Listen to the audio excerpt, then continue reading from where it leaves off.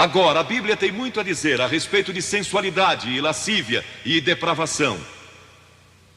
A palavra lascívia significa a tendência de incitar desejos sensuais. Sensualidade significa o apelo proposital aos sentidos físicos para satisfação pessoal. Talvez lendo um livro pornográfico ou assistindo um filme impróprio. A Bíblia diz que devemos nos abster das paixões carnais, da sensualidade, que fazem guerra contra a alma. Elas estão em guerra contra a sua alma e seu espírito. E a Bíblia diz que devemos nos abster delas, ficar longe delas. E então a Bíblia usa outra palavra, réprobo. Agora, isso se refere a pessoas totalmente depravadas, de consciências mortas ou cauterizadas, não sabem mais corar.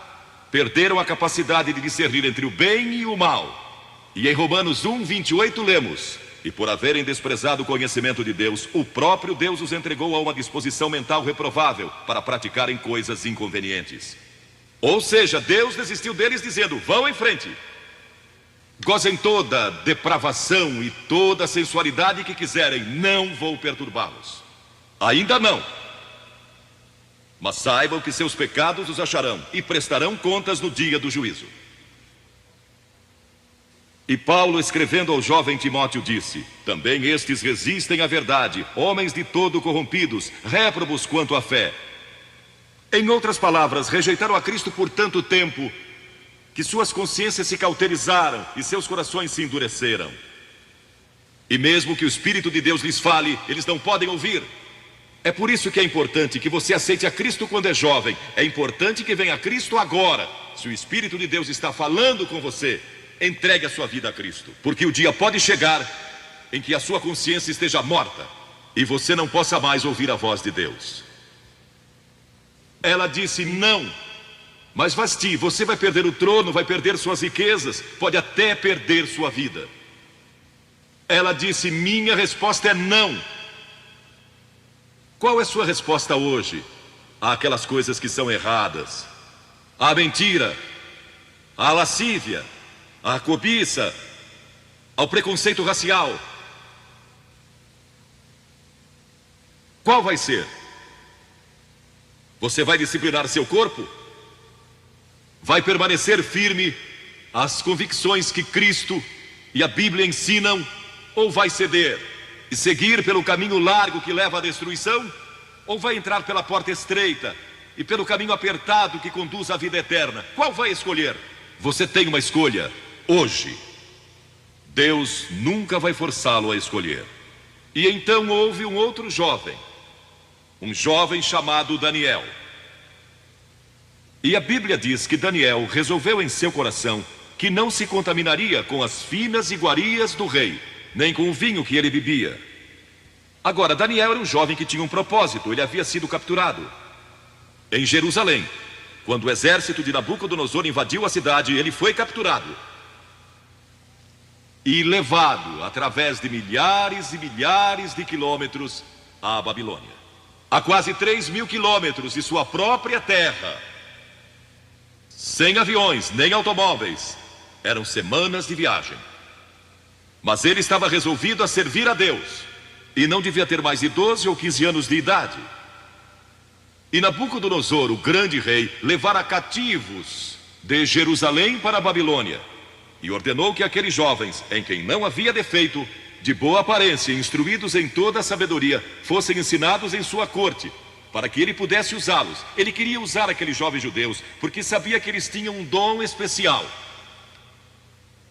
E durante o período de treinamento, mandou que lhes dessem os melhores vinhos e as mais finas iguarias e todos os confortos disponíveis na corte de Nabucodonosor. Mas Daniel disse: não.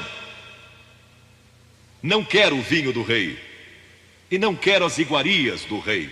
Quero dormir no chão, não numa cama de penas.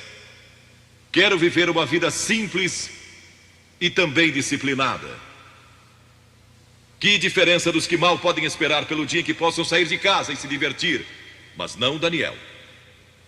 Daniel estava longe de casa e ninguém saberia se ele fizesse algumas dessas coisas. Ninguém saberia se ele tivesse uma namorada e dormisse com ela. ou se embebedasse com o melhor vinho do rei. Ninguém saberia lá em Jerusalém, e ele poderia ter se tornado muito popular. Mas esse primeiro não, quando jovem, preparou-o para o grande não, quando era primeiro-ministro da Babilônia, e foi lançado na cova dos leões, porque não abandonou sua fé em Deus.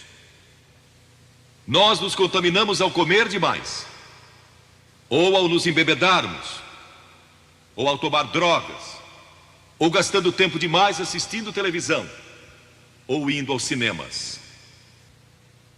Jesus declarou em Lucas capítulo 21: acautelai-vos, para que nunca vos suceda que os vossos corações fiquem sobrecarregados com as consequências da orgia e das preocupações deste mundo, e para que aquele dia não venha sobre vós repentinamente. O apóstolo Paulo disse: não disponhais para a carne no tocante às suas concupiscências.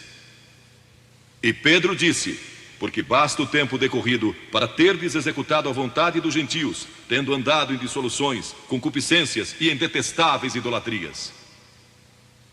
A Bíblia diz que devemos disciplinar nossas mentes e também nossos corpos, e disciplinar o coração pela nossa fé em Cristo. E então houve outro jovem chamado José, que foi vendido para o Egito pelos seus irmãos e se tornou escravo de um homem chamado Potifar. E Potifar tinha uma linda esposa, e José era forte e bonito.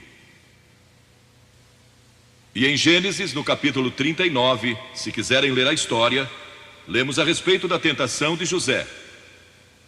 A esposa de Potifar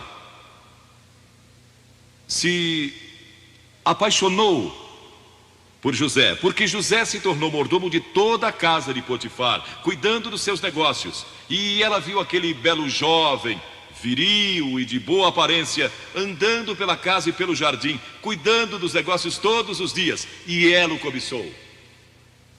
E disse: deita-te comigo. Ele disse: não.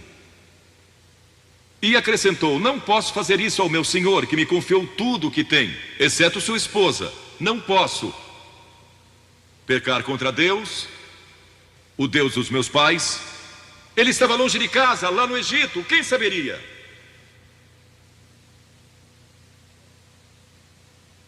Mas disse não. E quando disse não, na última vez, ela o agarrou e ele fugiu dela, deixando sua capa. E ela começou a gritar, chamando os servos e dizendo: ele tentou me violentar. O que não era verdade. Mas Potifar acreditou e mandou que ele fosse lançado na prisão. E muitos de vocês sabem a história, que ele foi para a prisão, e através de uma série de circunstâncias, ele depois se tornou primeiro-ministro de todo o Egito, e governou o Egito sob o faraó. Deus o guardou e o promoveu, porque José teve a coragem de dizer não quando foi tentado. Agora, sexo não é pecado. O sexo nos foi dado por Deus para a propagação da raça humana e para nosso prazer, dentro de certos limites que Deus estabeleceu para o matrimônio. As características de um cristão são autocontrole e autodisciplina. E Paulo, escrevendo a Timóteo, disse: conserva-te a ti mesmo puro. Mas como você pode se conservar puro num mundo como este? Como pode se manter puro olhando para as bancas de jornais ou assistindo a alguns filmes? Como pode se manter puro com as tentações que enfrenta todo dia? Não pode, de modo algum, exceto se Cristo está em seu coração. Ele lhe dará força e o poder, porque nenhuma tentação lhe sobrevirá que Cristo não lhe ofereça o meio de escape. Entregue sua vida a Cristo hoje, deixe que Ele controle a sua vida, deixe Ele ser Senhor de sua vida, deixe que Ele controle essa área de sua vida, sua mente, seu corpo e sua vida sexual.